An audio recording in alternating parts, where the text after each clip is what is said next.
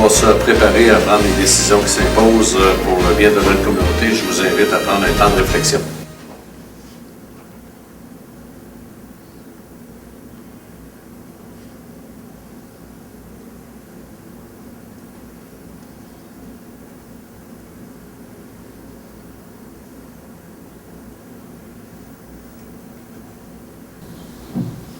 Je vous invite à vous asseoir.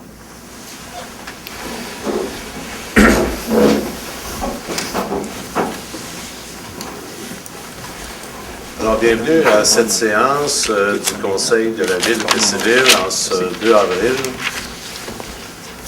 Et bienvenue à l'assistance que je vois dans la salle.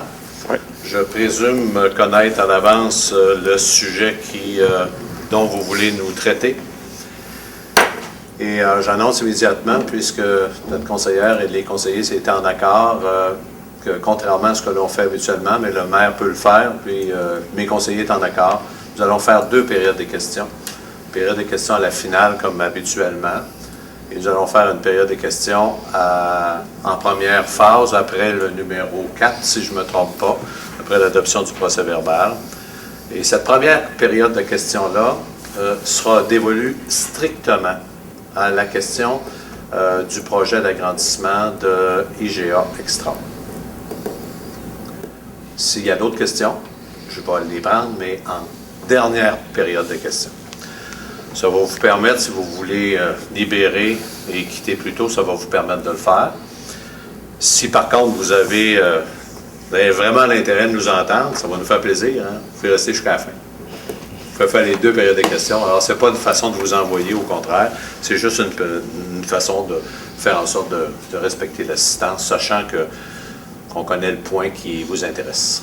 Alors, Monsieur le secrétaire trésorier. La première résolution, c'est l'adoption du procès-verbal de la séance régulière du 5 mars 2012.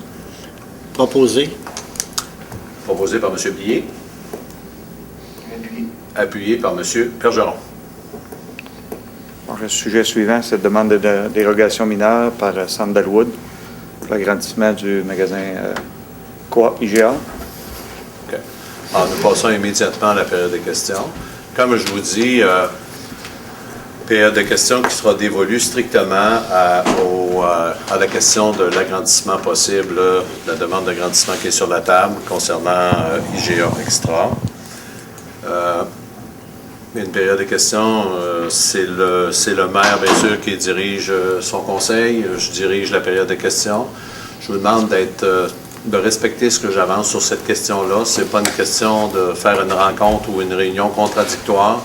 C'est une période où on va essayer tous ensemble de voir et trouver des solutions aux problématiques qui seront soulevées. Si on n'a pas satisfaction à l'ensemble des interrogations qui sont soulevées, le Conseil se garde le droit, bien sûr. Le Conseil ne prendra pas nécessairement sa décision ce soir. Et à toute fin pratique, avec ce que j'ai vu au niveau du comité de travail que nous avons réalisé tout à l'heure, nous allons à ce stade-ci, plutôt, écouter l'ensemble des interrogations. Nous allons apporter réponse à tout ce qu'on peut apporter réponse. Il y a des gens de la Ville qui sont présents. Il y a des gens de la Ville aussi qui ont travaillé avec des gens qui nous ont posé des questions.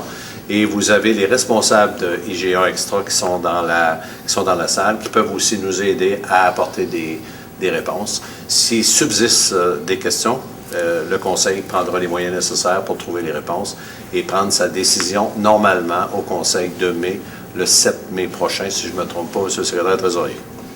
Alors ici, l'agrandissement qui est demandé, c'est environ la portion où actuellement il y a le service à l'auto. Alors ici, on a le service à l'auto actuellement, puis ici, c'est l'espace de stationnement où les camions circulent pour aller au quai de déchargement qui est ici, actuellement, qui est ici le quai, puisque je pointe le curseur.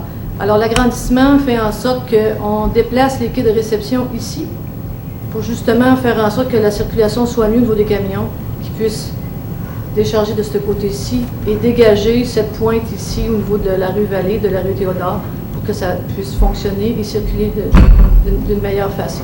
Alors nous, ça nous permet ici de pouvoir agrandir notre entrepôt et tout cet espace-là ici nous sert également pour l'agrandissement du magasin au niveau de l'épicerie.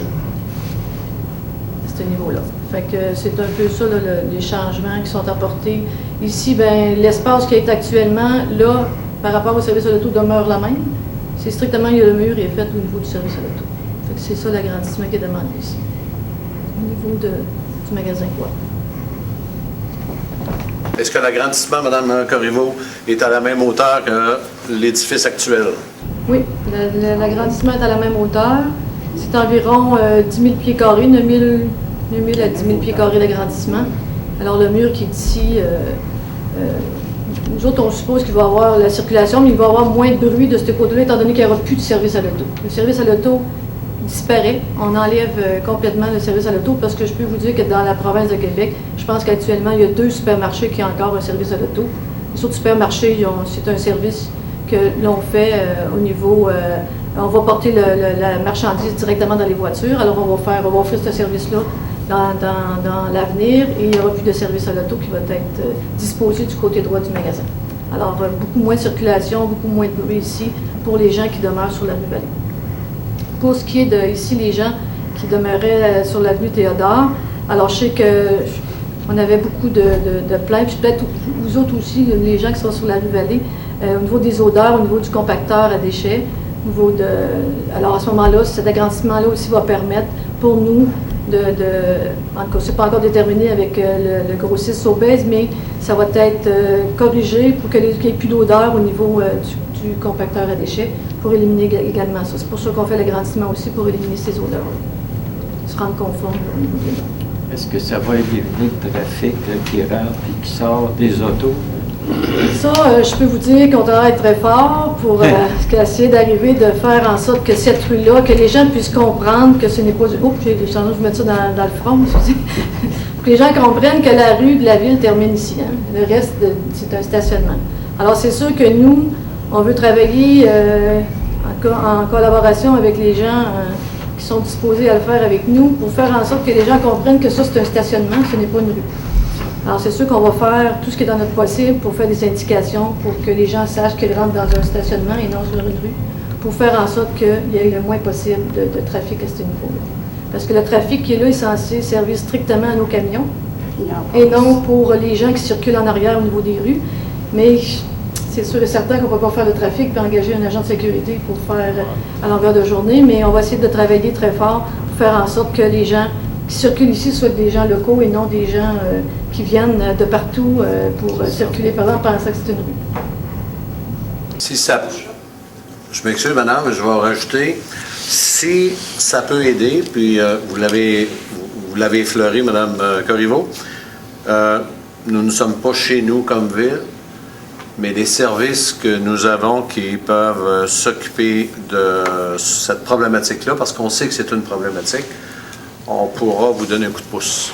Je ne m'engage pas à trouver les solutions les plus faciles, là, mais ce que je m'engage à faire comme maire, c'est que nos ressources vous aident aussi à trouver. Je sais que le propriétaire, vous êtes locataire, il y a un propriétaire aussi qui doit regarder ses affaires. On n'ira pas jouer sur le terrain d'un autre, on n'est pas chez nous. Mais on est conscient que ça a des impacts, cette circulation-là, qui devient comme une rue qui n'en est pas une. Alors, on le sait tous, on connaît tous la situation. Alors, dans la mesure de nos moyens, en tenant compte du fait qu'on n'est pas chez nous, on va vous aider. C'est sûr que le fond de terrain ici, nous, c'est pas une rue, fait que le fond du stationnement, il n'est pas fait pour avoir une circulation aussi dense que ça. C'est pour ça qu'il y a beaucoup de dommages qui est fait année après année au stationnement, puis que année après année, bien, les gens disent que c'est pas entretenu, c'est pas ici, c'est pas, mais si toute la circulation qui était là, qui n'est pas censée devenir circuler par là parce que c'est un stationnement, s'il n'y avait pas autant de circulation, c'est sûr que le terrain ne serait pas aussi endommagé année après année au printemps. Alors la base du stationnement, c'est pas la même chose qu'une rue. Une rue est faite pour supporter des camions, une rue est faite pour supporter la circulation, mais nous autres, le stationnement n'est pas fait pour ça. Alors c'est pour ça qu'on va essayer de le travailler, puis je pense pas que le propriétaire du centre commercial soit en désaccord à travailler avec la ville, si la ville veut travailler avec nous, pour faire en sorte de diminuer la circulation qu'il y a de ce côté-là. C'est pas facile. Ça ne sera pas facile, mais on va travailler à faire en sorte, si tout le monde collabore ensemble, je pense qu'on va voir, on devrait être gagnant. Parce qu'il y a toujours des risques d'accident. Nous autres, on voit ça en arrière. les enfants, les autos, un camion recule, un auto est pris là, ouais, c'est l'enfer. Oui, c'est que moi, je veux dire, parce que nous, on a une bien belle vue de qu'est-ce qui se passe, qu'est-ce que madame dit, là, où on demeure. Mais il y a une chose qui arrive. Il passe même des camions avec double, je ne sais pas comment on appelle ça, des gros bio sont perdus. Ils passent en arrière, même dans notre rue Théodore. Pourquoi? Parce que quand vous arrivez de la 116, disons que vous arrivez de Québec ou que vous arrivez de Victoriaville, la rue Vallée n'est pas assez identifiée. Les gens la cherchent. Indiqué par industriel, hein? Avant de virer par industriel, le monde s'en fout. C'est ça. Parce qu'il y a comme décoration paysagiste au coin de la 116 pour aller dans la rue Vallée. Il faut qu'ils rentrent dans l'entrée du centre d'achat. Il faut qu'ils s'en aillent vers la droite pour prendre la rue Vallée. Mais les gens qui sont en dehors, ils ont le GPS. Mais chez vous, ça ne montre pas le GPS parce que ce n'est pas une rue. Fait que là, ils sont perdus, ils s'en viennent dans la rue Théodore, ils vont dans la rue Tardy, ils se retournent à l'entour du centre d'achat. Une vraie labyrinthe, hein, c'est épouvantable. Je pense qu'il y a une meilleure signalisation à ce niveau-là. Je pense qu'on est moyen d'arriver de détourner les gens vers la Ça rue. devrait être remédié. Vous autres, c'est sûr, vous ne voyez pas, là, mais... Mais on en sait une bonne partie, madame. Là. Oui, Ce que je peux vous répondre là-dessus, c'est on a travaillé sur la question, les services techniques ont travaillé sur la question, on a travaillé de concert aussi avec la Sûreté provinciale. Le directeur général me corrigera. Je ne veux pas donner une réponse qui est pas correcte, mais il y a des cadres aussi qui sont présents qui peuvent me rectifier. On ne peut pas faire ce qu'on veut comme ville sur le territoire, sur les abords de la route 116.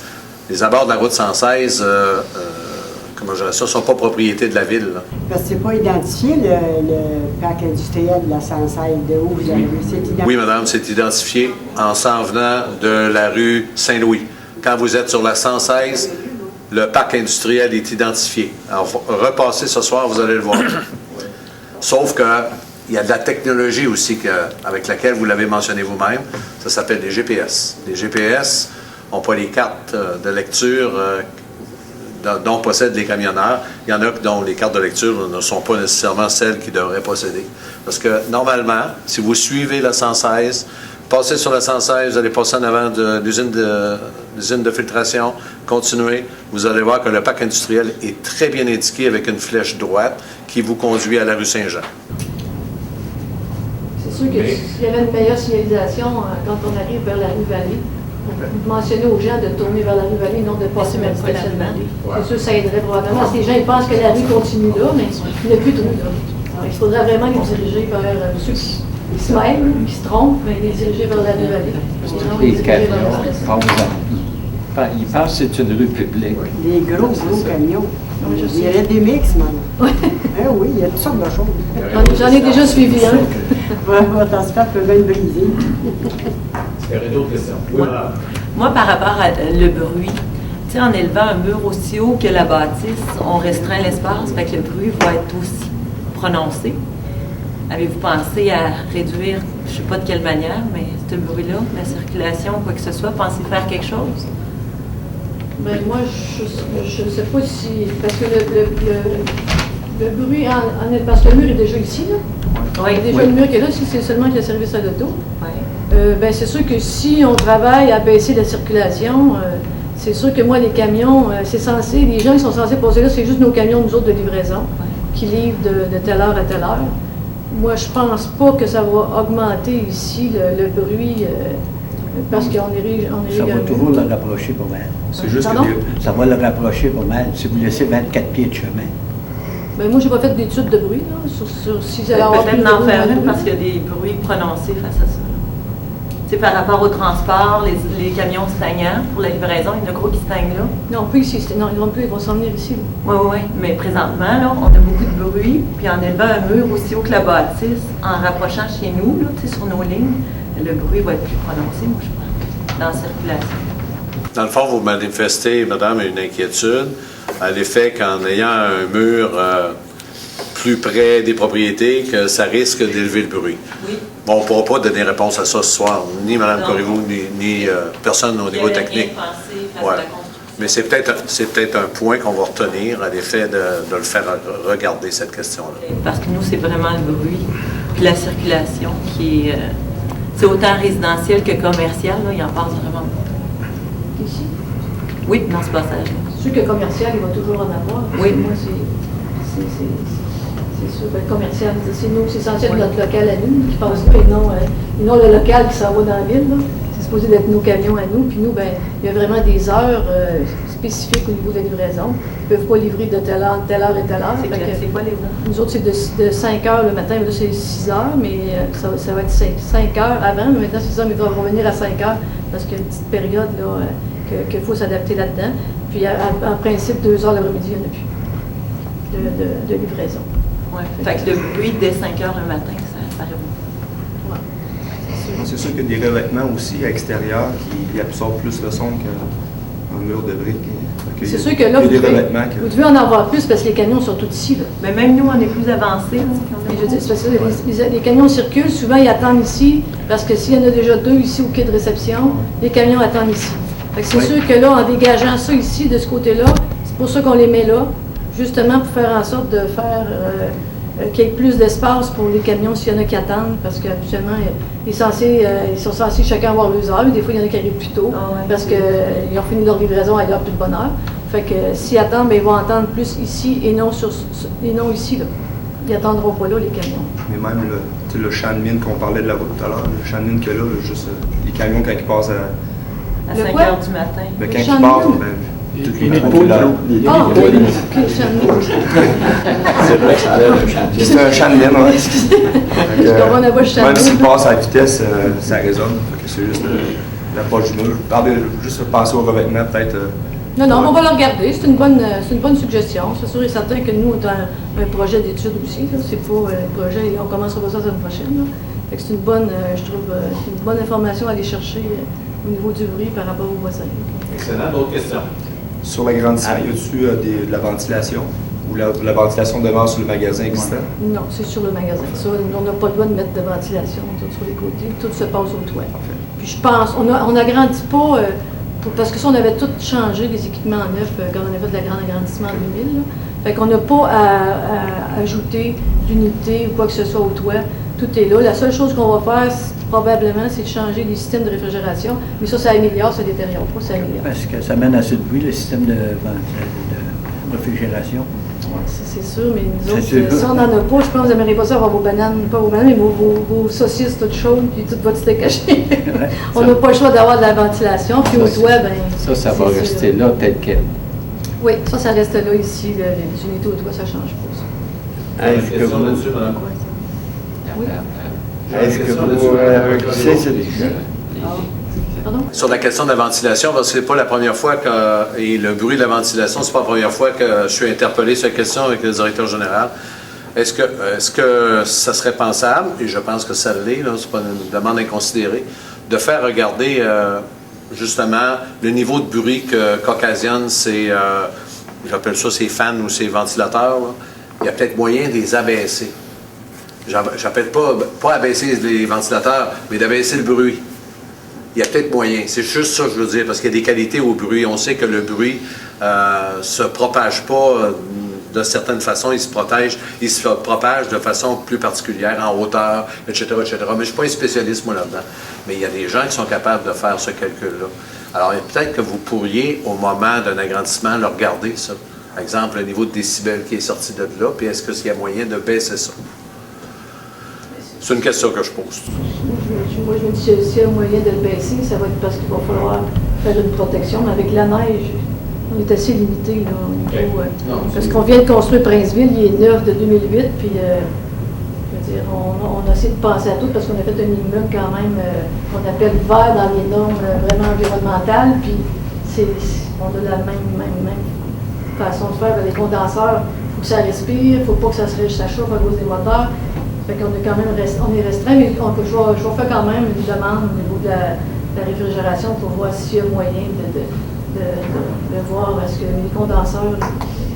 Si ça peut vous donner une indication, les autres cas qu'on a eus, ça s'est réglé par des bearings, des courroies qui sont changées, Bien, ça, je peux vous dire que moi, j'ai un contrat d'entretien annuel avec une compagnie de restauration. Puis, il y a bien des compagnies, des supermarchés qui n'ont pas ça. Nous autres, chaque année, l'entretien est fait 4 fois par année, la prévention. Puis, aussitôt que nous autres, on a un problème, on ne peut pas vivre sans une courroie qui ne fonctionne pas parce qu'on est en alarme. On est relié à une centrale d'alarme en permanence. Je peux juste vous venir coucher chez nous quelques soirs. On est réveillé quelques fois par nuit avec des alarmes de température, de ci, de ça. Fait que ça, de ce côté-là, au niveau de l'entretien, au niveau du magasin, là-dessus, j'ai pas de peine avec ça. Si le bruit se fait, c'est pas à cause des ventilations. C'est sûr, peut-être qu'il y a un moteur à un moment donné qui a de la difficulté, puis qui tombe en alarme, qui change, mais ça peut durer peut-être une couple d'heures. Mais c'est pas des choses que nous autres, on laisse dégrader au niveau de nos équipements. On peut pas, il y a trop de frigidaires, il y a trop de choses qui dépendent de ces systèmes-là. Fait qu'on peut pas. On est en alarme, on est à une centrale d'alarme, fait qu'on est averti continuellement quand il y a un bruit au niveau de nos équipements. Fait que c'est sûr de ce côté-là. C'est pas dû à cause de ça, mais je vais le faire regarder s'il n'y a pas moyen de mettre peut-être quelque chose qui, par rapport aux 2 rues, qui pourrait peut-être arriver, puis pousser le bruit peut-être du côté des locataires et non du côté des rues. Là, ça, je vais regarder de ce côté-là. Mais au niveau d'entretien, ça, je peux juste vous dire que le magasin est très bien entretenu de ce côté-là. Autre question. Est-ce que vous relancez seulement que seulement que la valeur de la bâtisse, si vous relancez dans le parking aussi? Seulement que le service de... Le magasin termine ici, là, actuellement. Là. Alors, c'est strictement vis-à-vis du service à l'auto. Ça arrête avec le début de la bâtisse. Le service à l'auto. Oui, service à l'auto, puis ça arrête, le début de la bâtisse est ici, là, le devant où on stationne les autos pour les clients. Alors, c'est strictement du côté de la rue Vallée, en s'en allant vers en arrière, ou la rue Théodore, et une petite partie ici. On comprend que vous ne devancez pas à l'avant, monsieur. Oui. C'est ça votre question? C'est ça. Non, on ne vient pas ici chercher dans le service à l'auto, dans le stationnement. Ça, qu'est-ce qu'il y a en noir, là, c'est du service à l'auto. Ici? Vous savez votre lumière. Oui, c'est ça. Service à l'auto. Le service à l'auto est jusque-là, à peu près. OK. Fait qu'on continue jusqu'en arrière. Puis, Et en descendant par en arrière, est-ce que vous arrivez flush là, avec le coin de la bâtisse arrière ou si vous continuez? On continue. Regardez ici, le quai de réception est là, actuellement, là. Juste ici. Alors ici, c'est les vannes qui reculent ici habituellement. Oui. Mais on prend tout cet espace-là. On ferme, autrement dit, jusqu'où il y a le quai de réception. Oui. On ferme tout là. L'agrandissement va aller jusque-là pour faire le quai de réception ici. Alors, le quai va devenir ici. Et non, il ne sera plus là. Fait que c'est pour ça que la circulation ici, là, ça va être beaucoup amélioré par rapport à la rue Vallée parce que les camions vont tous s'en venir ici. Et après la livraison, ils s'en vont du côté des GRS-Aubin? Oui, ils n'ont pas le choix. Donc, ils retournent vis-à-vis de l'autre côté. Ils ne retournent pas. Ils ne sont pas supposés. Ça va tirer. Actuellement, ils ne sont même pas supposés retourner. Hein? Fait que c'est pour ça que là, on va travailler avec le centre commercial pour dégager le coin de l'autre côté pour qu'ils puissent. Il y aura possiblement un dégagement, comme vous mentionnez, de l'autre côté. De l'autre côté pour que les camions puissent tourner facilement puis continuer par l'autre bord. Parce que c'est censé être one-way ici. C'est censé. C'est censé être one-way et que les gens circulent de l'autre côté. Autre question. Par rapport au bruit, tantôt vous parliez d'études peut-être pour analyser le bruit fait. Peut-on le faire présentement par rapport à la circulation qui est faite? Parce que, sachant que présentement il y a beaucoup de bruit face à la circulation, peut-on avoir des résultats d'études, de savoir à combien de décibels ça peut monter, ces camions-là qui circulent? Parce qu'on sait qu'en rapprochant, ça va augmenter. Fait que déjà là. Moi, je vous réponds pas, je ne suis pas un spécialiste sur la question. Moi non plus. C'est pour ça que je vous pose la question. Ça peut-tu être fait avant d'élever un mur, savoir déjà quel bruit qu'on peut avoir? Les choses certaines, c'est que les gens de chez IGA, en préparant le plan avec les architectes, ils vont demander aux architectes d'analyser la question du bruit. C'est ce que je comprends de la réponse de Mme. Ça va être en fonction du mur, sur le mur. C'est sûr que là, ils vont aller chercher quelqu'un qui connaît ça, puis pour avoir une réponse sur la question du bruit. Oui, mais présentement, moi, je voudrais savoir, peut-on connaître le bruit que ça l'amène présentement? Si quelqu'un engageait une firme qui ferait un relevé de bruit, là. C'est parce que là, il faut s'entendre. Est-ce que c'est la circulation qui devrait passer là ou bien non, si c'est la circulation actuelle? Mais présentement, on ne la contrôle pas. Fait qu'il faut assumer la circulation qui passe présentement. Oui, mais parce que c'est parce que ça va amener quoi si on détermine les décibels actuellement? Actuellement, C'est obligé de mettre empêcher la circulation? Non, moi je veux connaître le nombre de décibels là présentement, parce que si on rapproche, on augmente les décibels. Je sais pas, il n'y a pas d'études. Ben, dans la logique. Ben, moi, je sais pas. Ouais. Moi, je me dis, l'étude va être faite en fonction de notre circulation à nous. Mais s'il y a une circulation qui double parce que les gens ne respectent pas la circulation. Ben, présentement, ils ne la respectent pas déjà. Oui, mais c'est ça. Je veux dire, ils ne la respectent pas, mais je veux dire. Ça va être la même. Moi, je pense pas qu'on. En tout cas, oui, c'est sûr qu'en mettant des effectifs, on peut changer cette circulation-là. Mais présentement, ce qu'on subit, c'est ça, là, c'est le portrait de la chose. Là. On n'a pas le portrait pour le futur. OK. On a bien compris la question. Bon. On va traiter avec les gens. Je ne sais pas comment, je n'ai pas la réponse. Je ne suis pas plus spécialiste que vous. Oui, c'est ça. C'est parce qu'on présume de quelque chose, puis ce que je veux pas qu'on le présume. Je veux qu'on le regarde bien comme il faut. La question se pose, comme je l'ai accueilli tout à l'heure, est-ce qu'effectivement, en rapprochant le mur, que le son va se déplacer en conséquence? On peut présumer, comme néophyte qu'on est sur la question, mais il faudrait le voir. Pas sûr, il faudrait s'en faire la preuve, effectivement, que c'est ça qui va se produire. Mais il y a aussi, pour l'autre partie, puis moi, je suis pas, je vends pas plus le projet que pour, mais je le regarde froidement. Il y a sûrement moyen, si le revêtement qui est utilisé actuellement est un revêtement qui est moins acceptable, je suis sûr que le promoteur va tenir compte avec les architectes de cette question-là, qui utiliseront, parce que c'est possible d'utiliser un autre matériau sur une partie de bâtiment. Il faut savoir ce qui est acceptable par la ville aussi. Moi, je ne sais pas, un revêtement. La ville l'étudiera, madame. Oui, mais le jour qui va être monté, ça va être tard pour changer d'idée. Non, il ne sera pas monté parce que les permis, la ville va passer sur la demande de permis. Okay. Et les services d'urbanisme vont avoir à prendre position et à nous faire des recommandations. Je ne me trompe pas? Yeah. Moi, je peux juste vous dire que dans le projet, que la circulation qui est là actuellement, c'est pas nous qui... On n'est pas d'accord avec ça. Oui, vous n'avez pas le contrôle. Tous les moyens qui vont être pris vont pour faire en sorte de diminuer la circulation. Ce serait juste la circulation locale, mais je sais qu'il y a de la circulation qui est faite parce que les gens, il y a moins d'indications, les gens, des fois, quand ils arrivent là... Mais on peut appeler ça une rue, là, présentement. C'est ça.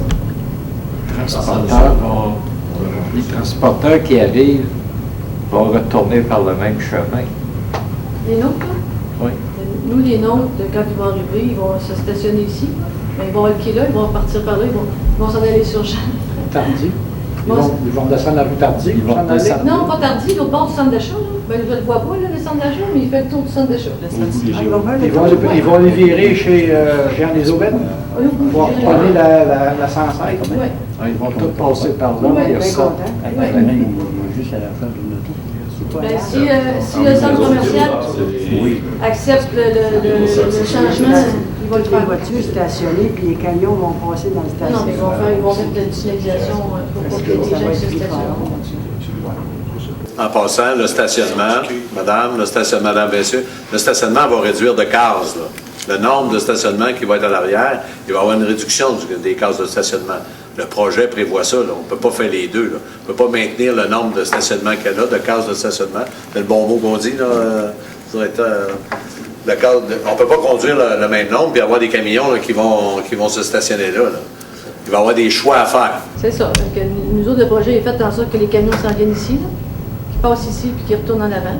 Donc, si la circulation est faite comme ça, bien, il va y avoir une signalisation au sol sur le stationnement pour faire en sorte, quand ils vont arriver au bout du stationnement, au bout du centre d'achat, bien, qu'ils ne mettent pas une case de stationnement là pour que le camion ne soit pas capable de passer. C'est ça, ouais.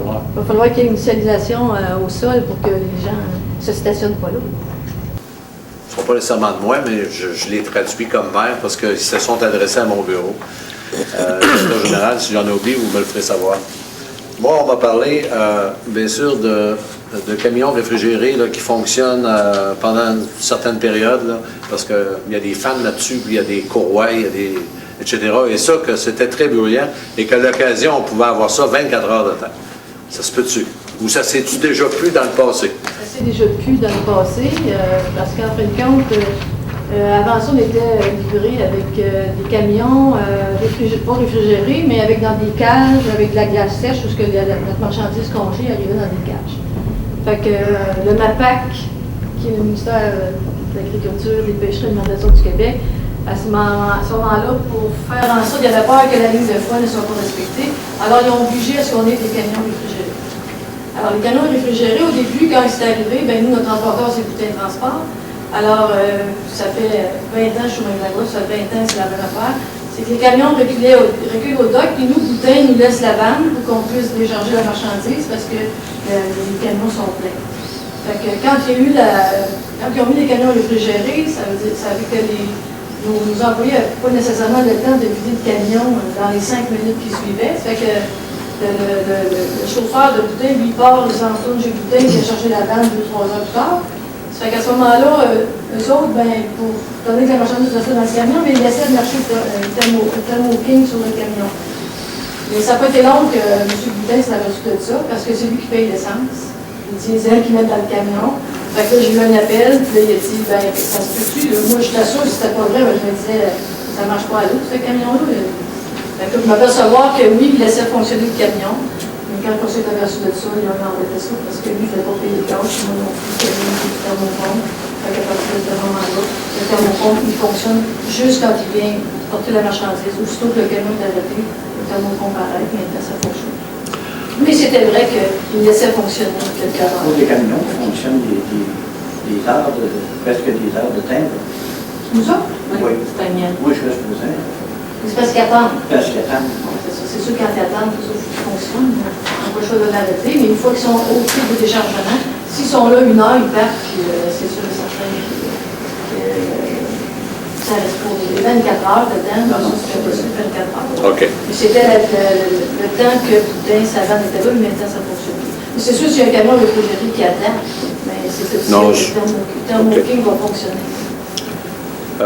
Vous avez un système actuel, je ne sais pas s'il sera revisé ou pas, je ne connais pas le système des derniers mois, le système des matières résiduelles, parce que vous avez des matières résiduelles, bien sûr, vous en avez des recyclables, vous en avez des non recyclables, faut que vous en disposiez. Je ne sais pas comment vous avez prévu actuellement garder ce matériel-là. Pour la prochaine agrandissement? Oui. C'est sûr que si on était comme à Princeville, il y a des gens qui ramasseraient le compost, on ferait comme là-bas, on composterait aussi. Parce qu'à Princeville, on recycle, on composte, puis on a beaucoup moins de vidange. Qui sentent, là, c'est plus de vidange. C'est sûr que c'est sûr et certain que si on se tourne à un agriculteur qui vient chercher du compost, il n'y a pas de problème, on fonctionne comme ça parce que c'est des choses qui existent. Mais c'est sûr et certain que dans le prochain projet, il va y avoir au moins le recyclage, il va y avoir au moins le déchet. Le compostage, si on est capable d'arriver d'avoir quelqu'un qui vient ramasser des résidus, bien c'est sûr et certain qu'on va aller dans cette direction-là. Parce qu'à Princeville, ça fonctionne assez bien, puis ça enlève plus les odeurs parce que les déchets, tout ce qui est viande, tout ce qui est cuisant, mais c'est dans une chambre froide, ils viennent chercher ça puis ils compostent.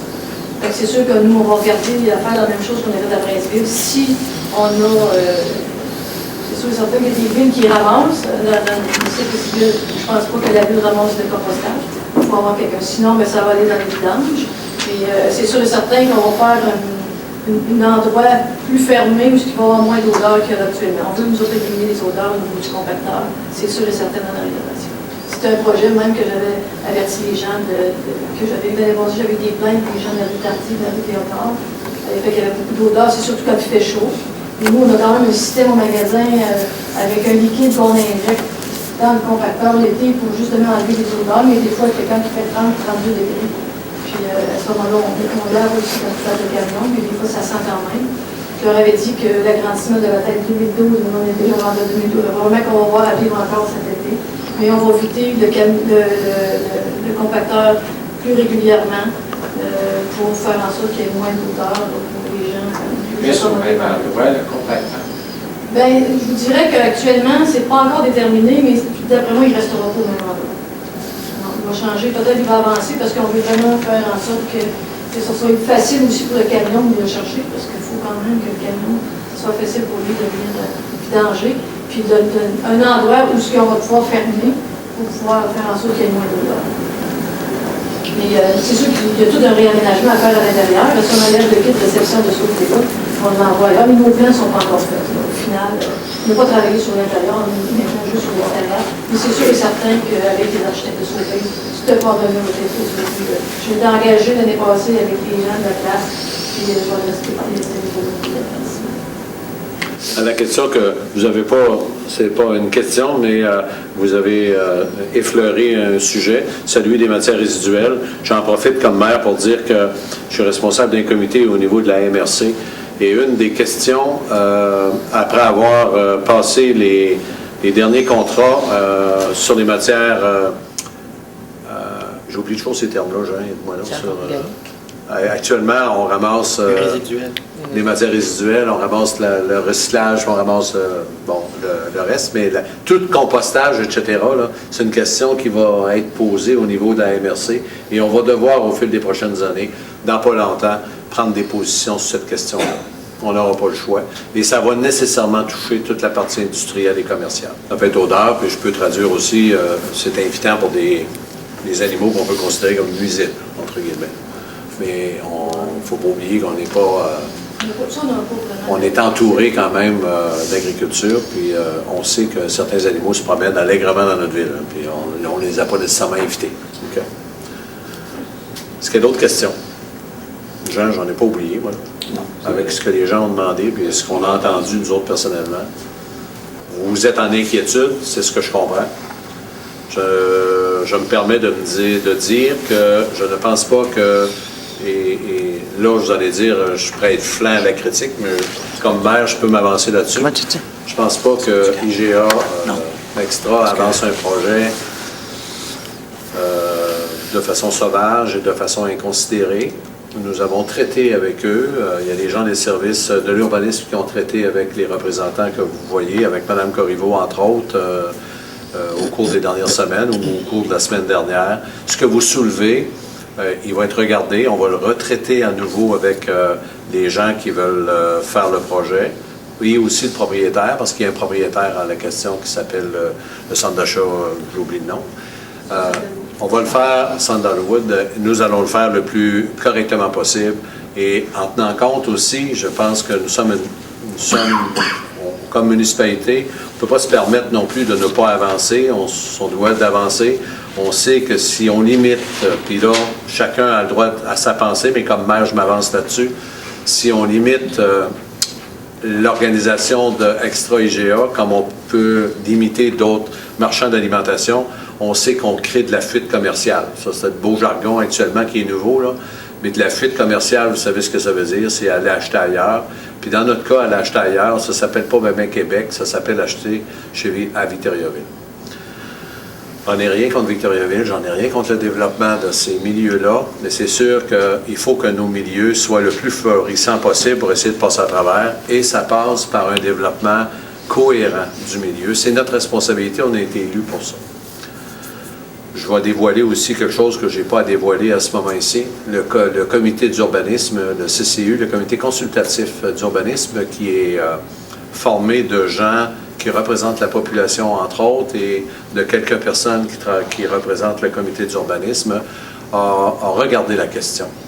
Le comité en question n'a pas déposé son rapport. Ce soir, le rapport qui est déposé, que vous allez peut-être voir dans l'ordre du jour, ce n'est pas celui qui traite du sujet que l'on est en train de traiter.